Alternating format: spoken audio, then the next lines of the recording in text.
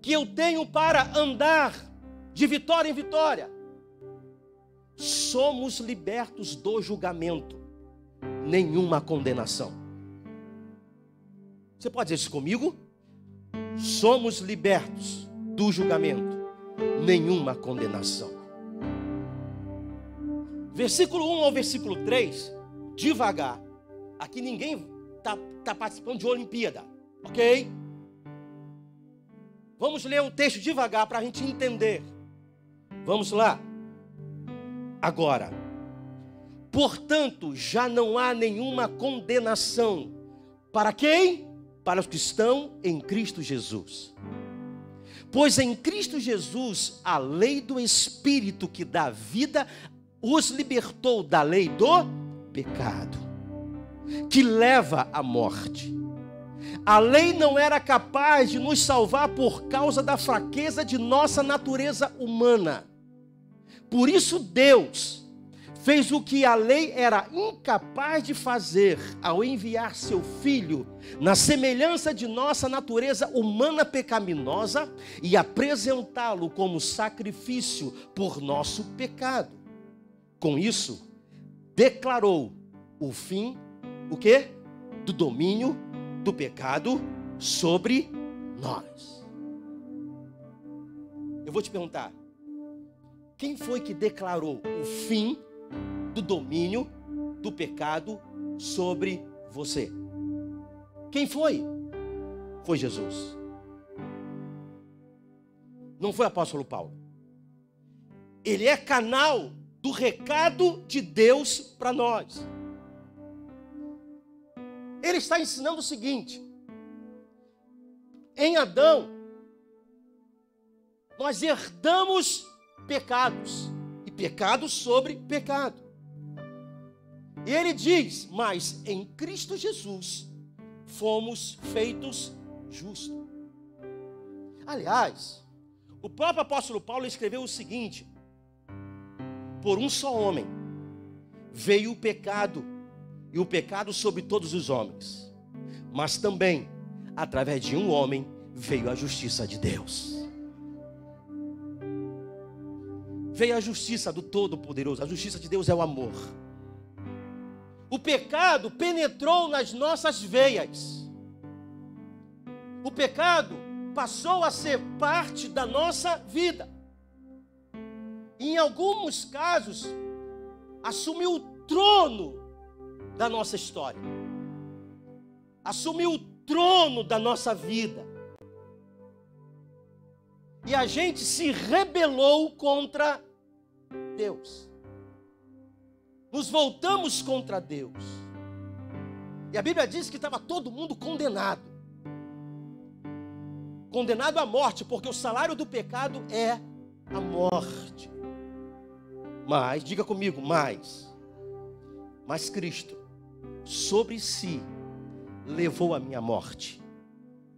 Mas Cristo sobre si levou as minhas culpas. Mas Cristo sobre si levou todas as minhas iniquidades. Mas Cristo sobre si levou todas as nossas maldades. A lei condena.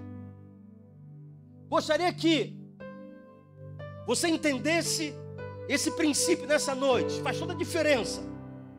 A lei veio para condenar. E foi através da lei que veio o pleno conhecimento do pecado. Ou seja, a lei sempre apontou os nossos erros. É assim. Vou fazer uma comparação para você entender de vez entre lei e a graça de Deus. Olha, a lei é pura. A lei sempre foi boa. E sempre foi santa. E continua sendo. Diga comigo, continua sendo. Entenda agora a comparação que eu vou fazer para você entender de vez isso. A lei é como o raio-x. Quem já fez raio-x aqui? Um montão de gente. Já quebrou o pé, o nariz, a fuça, tudo.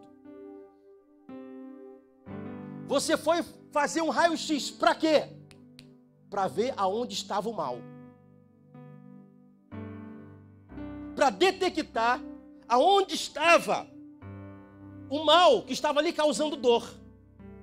Aí eu te pergunto, o raio-x é importante? Responde, o raio-x aí é importante? Agora eu te pergunto, o raio-x cura? A lei é o raio-x, Jesus é a cura.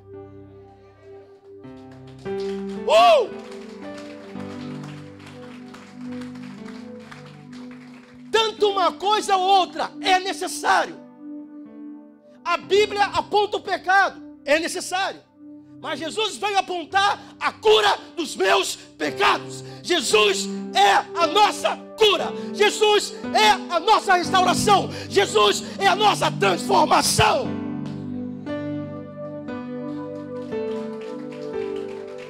Por isso que ele disse, agora, a partir de Jesus, não há mais condenação para aqueles que estão em Cristo. Levanta a sua mão e diga, sobre mim não há mais condenação por causa de Jesus.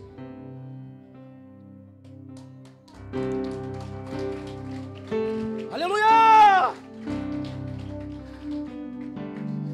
Motivo suficiente para me convencer que Cristo me chamou para andar como vencedor. Segundo, somos libertos de vivermos derrotados. Diga comigo. Mais uma vez. Estou me baseando agora no versículo 6 ao versículo 9 e também o versículo 14. Vamos ler comendo sal, devagar. Portanto, permitir que a natureza humana controle a mente resulta em morte. Mas permitir que o Espírito controle a mente resulta em vida e paz.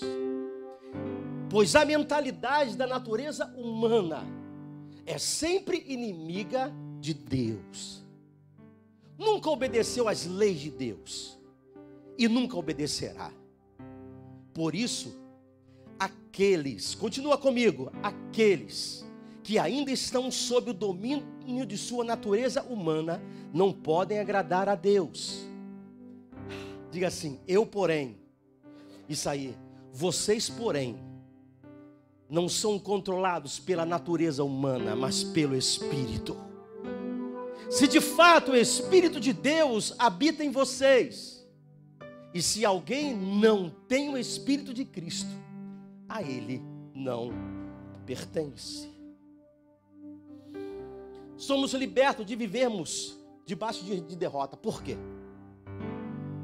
Através de Jesus, eu não tenho mais nenhuma obrigação com a minha velha natureza. Através de Jesus, eu tenho o poder para resistir e vencer a minha velha natureza. Entenda que tudo é através de Jesus. Tudo é através do poder do sangue de Jesus. Tudo vem pela capacidade que o Espírito Santo dá. E Jesus nos fez templo desse Espírito, que ele chama do Espírito Santo. E é através da virtude do Espírito Santo que eu tenho a capacidade de não viver derrotado. Eu não disse de modo algum, de algumas vezes você perder algumas batalhas. Quem nunca perdeu? Quem nunca se entristeceu? Seres humanos, faz parte do Evangelho. Agora é muito diferente você perder algo,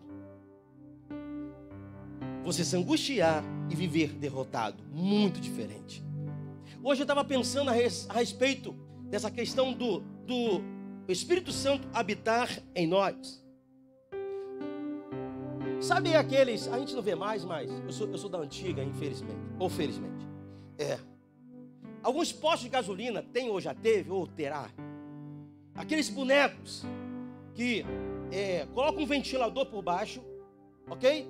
Quando desliga o ventilador, o que acontece? Ele, ó, puxa. E quando liga o ventilador, ele... Cara, eu fiz essa comparação com o Espírito Santo. Antes eu era morto, não tenho o Espírito Santo. Ou seja, não tinha vida. A partir do momento em que o Espírito Santo habita em nós, em mim e em você, o que acontece? A gente vive. Porque antes nós éramos mortos por causa do pecado. Mas Ele colocou o seu Espírito. O Espírito fala de vida. Colocou o seu Espírito em nós. E por causa desse Espírito nós vivemos nele. E se esse Espírito habita em nós, a gente passa por diversas situações. Porém, não vivemos derrotados. Somos incapazes de viver na derrota. Tristeza, angústias, qualquer coisa que aconteça na nossa vida faz parte dela. Porque Jesus falou que isso aconteceria. Agora ficar derrotado? Não. Não. Não. Nós não ficamos derrotados. Nós sempre nos levantamos e andamos. Pode dizer um amém comigo aí? Aí, essa questão do Espírito Santo habitar em nós é perfeita.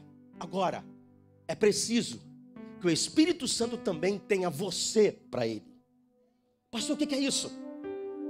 É deixar que o Espírito Santo guie sua vida. É deixar que o Espírito Santo direcione a sua vida. É aí que está a conclusão, a raiz em não viver debaixo de derrota. Me explica, pastor? Eu explico. Quando a nossa vida está nas mãos do Espírito Santo, nós somos direcionados e guiados por Ele. O Espírito Santo sabe qual é a melhor resposta. O Espírito Santo sabe qual é a melhor direção. O Espírito Santo sabe qual é o melhor projeto. O Espírito Santo sabe o que é melhor para nós. Então, se eu estou nas mãos do Espírito Santo, não viverei debaixo de derrota, porque sou guiado por Ele. Porque sou guiado por Ele. E Ele sempre vai me conduzir ao melhor caminho, a uma vida abundante, ao centro da vontade do Pai. E é esse mesmo Espírito que tem nos dado condições de mortificarmos a nossa carne. É esse Espírito Santo que tem te dado condições de vencer as tuas tendências carnais diariamente. E é por causa desse Espírito que Paulo está falando, que não viveremos debaixo de derrotas. É incrível. Não somos mais escravos, mas somos filhos de Deus. Aí Paulo, no decorrer do texto, ele diz assim, fantástico. Ele diz assim, que nós somos herdeiro de Deus. Herdeiro é que herdou alguma coisa. Riqueza de alguém. Mas ele não para por aí. Ele diz, vocês também são co-herdeiro com Cristo. Eu sei que a maioria não sabe não sabe porque disse amém. Pastor chato, sou. Somos herdeiro com Deus. Aí ele diz, não é só isso. Vocês são co-herdeiro com Cristo. O que isso significa? Além das riquezas que vocês têm em Deus, vocês também possuem as riquezas que Jesus tem em Pai, no seu Pai. Ou seja, eu tenho riqueza duas vezes, em Deus e em Cristo. Herdeiro e co-herdeiro. Tudo que Jesus tem do Pai, eu tenho. Tudo que pertence a Jesus pertence a mim também. E ele diz assim, sabe por que isso? Paulo diz, porque vocês não serão apenas participantes na sua morte. Vocês não serão apenas participantes no sofrimento, mas vocês também serão participantes na sua glória.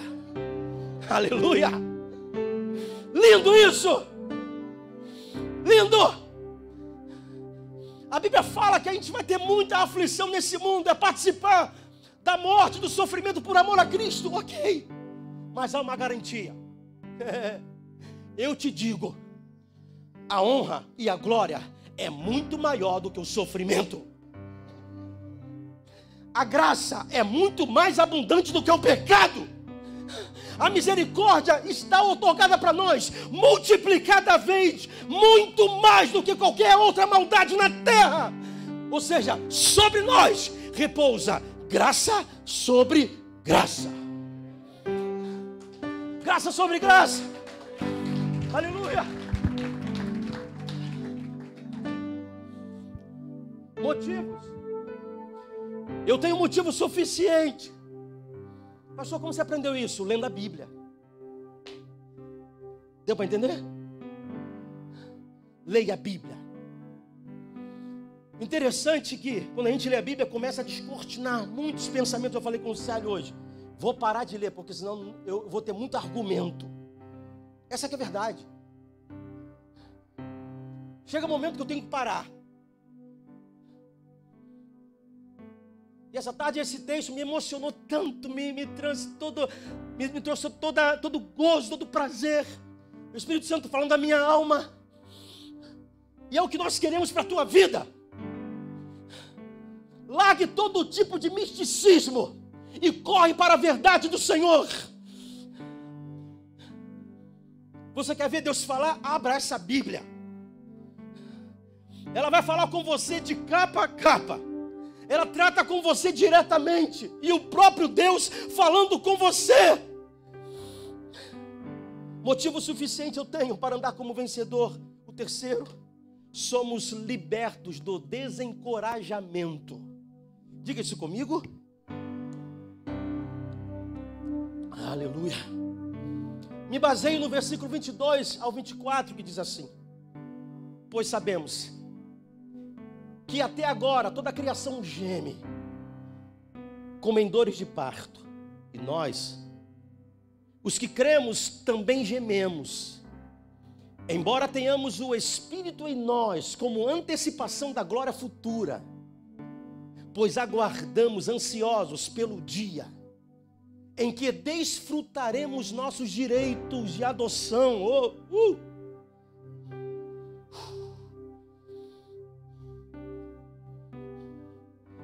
Diga comigo, desfrutar do meu direito. Diga assim, está chegando o dia de eu desfrutar tudo aquilo que Jesus separou para mim. Aleluia! Incluindo a redenção de nosso corpo. Recebemos essa esperança quando fomos salvos. Paulo, nessa parte, está tratando sobre sofrimentos e dores. Aí ele faz um contraste, uma comparação entre o sofrimento e a glória.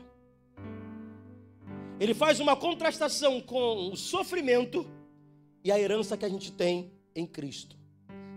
Interessante que aqui ele menciona 3 gemidos. No versículo 18 ao 22, ele está mencionando o gemido da criação. De toda a criação. Gênesis diz que depois que Deus criou todas as coisas, ele disse que era maravilhoso. Jesus comemorou, muito bom. Só que veio o pecado. Para tentar desfazer a glória de Deus na criação.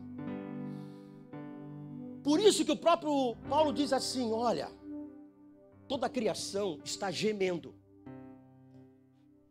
e pedindo e clamando pela manifestação dos filhos de Deus. Apesar do mundo estar como está, apesar do homem estar como está, há esperança. Vou te fazer uma pergunta tão fácil. 1 mais 1 é 2. Segundo o texto, a esperança está em quem? A esperança está com quem? Perdão. Está com quem? A esperança está nas mãos de quem? Diga comigo, dos filhos de Deus. Ei, pastor, nós temos a esperança para o mundo. Nós temos Jesus em nossa vida. Nós temos essa esperança, essa vida que o mundo tanto geme querendo. Aí ele vem, no versículo 23 ao versículo 25, ele fala do gemido da igreja. Por quê? A igreja geme com dores de parto, no sentido de que ela sente dores por causa do pecado. Porque uma vez ela recebeu o Espírito Santo, e todo tipo de pecado faz a igreja gemer. Dói, machuca. Aí ele diz que os filhos de Deus, aqueles que têm o Espírito Santo de Deus sobre vocês, estão gemendo, pedindo uma intervenção do Espírito Santo. Aí no versículo 26 ao 30 ele diz: o Espírito Santo geme com gemidos inexprimíveis, intensos. Por quê? Agora a causa somos nós. O Espírito está gemendo pela nossa vida. O Espírito está gemendo constantemente, orando por você, torcendo por você, trabalhando em você, transformando você, não querendo perder você de vista, te encorajando. Deus, através do Espírito Santo, trabalhando pelo nosso bem. Aí me vem Paulo, porque todas as coisas contribuem para o bem.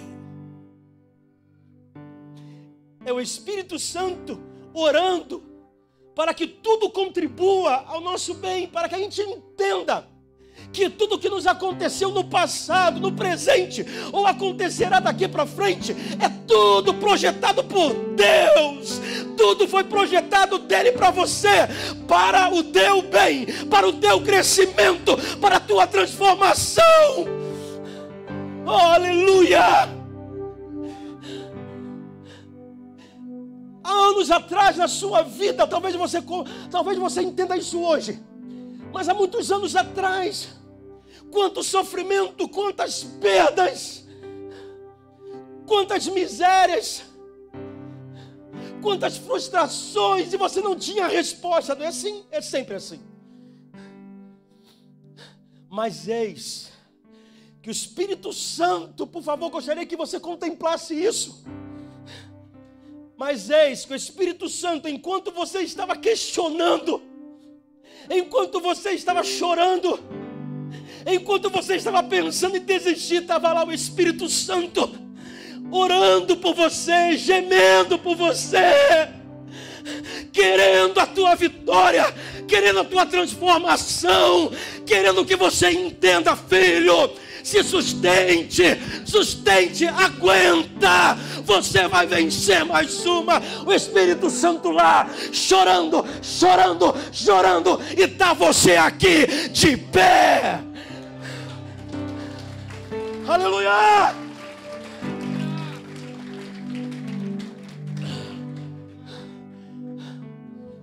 Aleluia! Aleluia! E está a gente aqui nesse templo, ouvindo Deus falar com a gente. Deus trabalhou.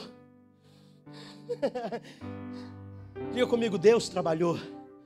Diga comigo e continua trabalhando. Aleluia, aleluia. Motivo suficiente para eu entender que o Senhor me chamou para andar como vencedor. Por último, somos libertos do medo. Nenhuma separação. Diga comigo, não há separação entre eu e Deus. Nesse texto, do 31 ao 39, que a gente vai ler depois, Paulo enfatiza a segurança do cristão. Ele vem decorrendo desde o capítulo do versículo 1 até o 39, decorrendo uma vida inteira. Bem provável que ele estava falando sobre a sua própria história. Isso é um fato. Sobre as suas próprias experiências. Não tema o passado. Ele está ensinando. Não tema o passado, porque você já foi justificado. Não tema o presente, porque a tua vida está nas mãos de Deus. A Ele, por fim, Ele vem. Não tema o futuro, porque nada vai te separar do amor de Deus.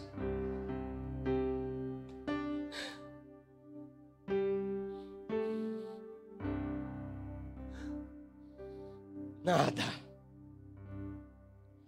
Talvez passe pela tua mente agora quantas coisas tentaram te separar de Deus, não é verdade? É. Aí Paulo, em outro texto, ele diz que nós estamos debaixo de embates todos os dias. Embates por dentro e embates por fora. E quem não vive isso, quem nunca viveu isso? No versículo seguinte, que para mim são textos proféticos, que a gente precisa não apenas ler, decorar esse negócio, mas se apossar de uma verdade. E essa verdade é para nós. Agora, é preciso que você entenda que independente de como você esteja ou quem você seja, você é de Jesus, essa verdade é para você. Essa verdade, sabe o que eu concluí nesse texto? Essa verdade não é para os fortes. Essa verdade é para os dependentes de Cristo. Aqueles que dependem do Senhor. Aí, leia comigo, comendo sal. Que poderemos dizer diante de coisas tão maravilhosas? Vamos, se Deus é por nós, quem será contra nós? Se Ele não poupou nem mesmo seu próprio Filho, mas o entregou por todos nós, acaso não nos dará todas as outras coisas?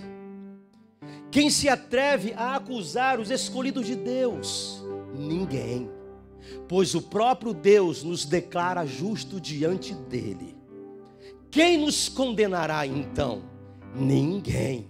Pois Cristo Jesus morreu e ressuscitou, está assentado no lugar de honra, à direita de Deus, fazendo o quê? Intercedendo por nós. O que nos separará do amor de Cristo? Serão aflições ou calamidades, perseguições ou fome, miséria, perigo ou ameaças de morte. Como dizem as Escrituras, por causa de ti, enfrentamos a morte todos os dias. Somos como ovelhas levadas para o matadouro. Mas, apesar de tudo isso, o que acontece? Somos mais que vencedores por meio daquele que nos amou.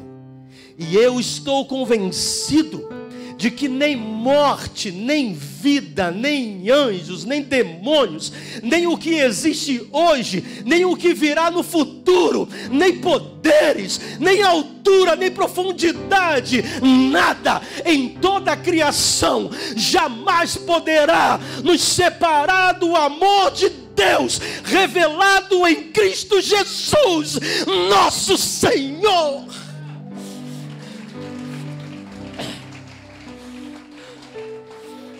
Aleluia!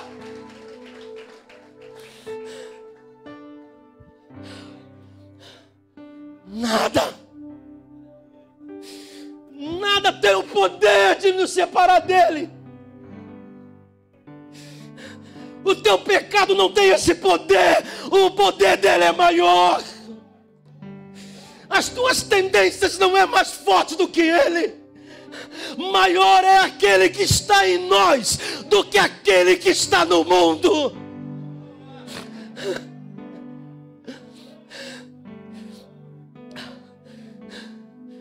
Biblicamente falando, amados, para aqueles que estão em Cristo, não existe desculpa para se afastar de Deus, porque a força está em você, a resistência está em você, o Espírito de força está em você, o Espírito Santo está em você.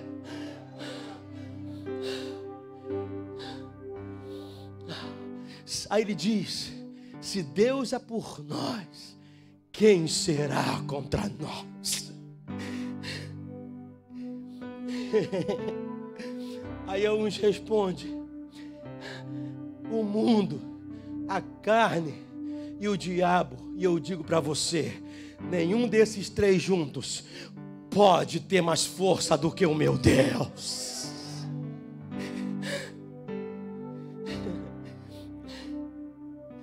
Nenhum dessas criaturas pode te afastar de Deus.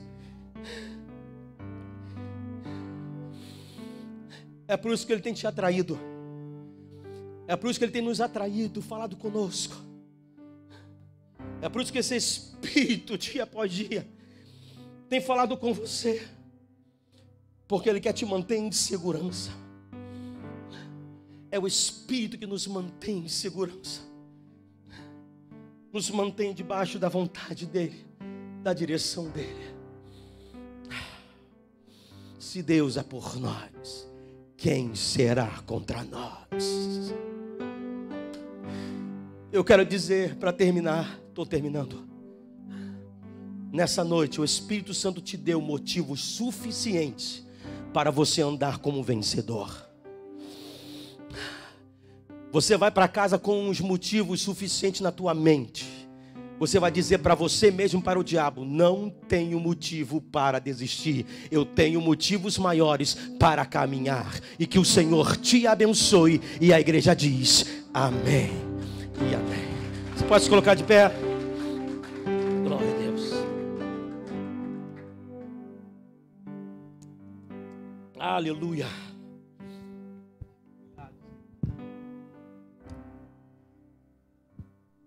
Obrigado, Senhor.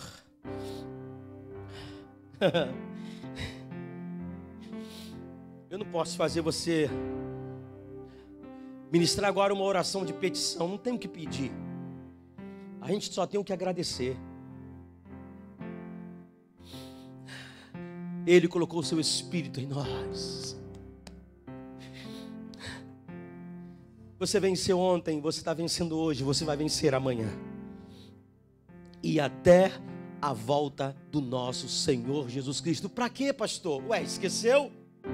Esqueceram da recompensa que está esperando por nós? A glória futura.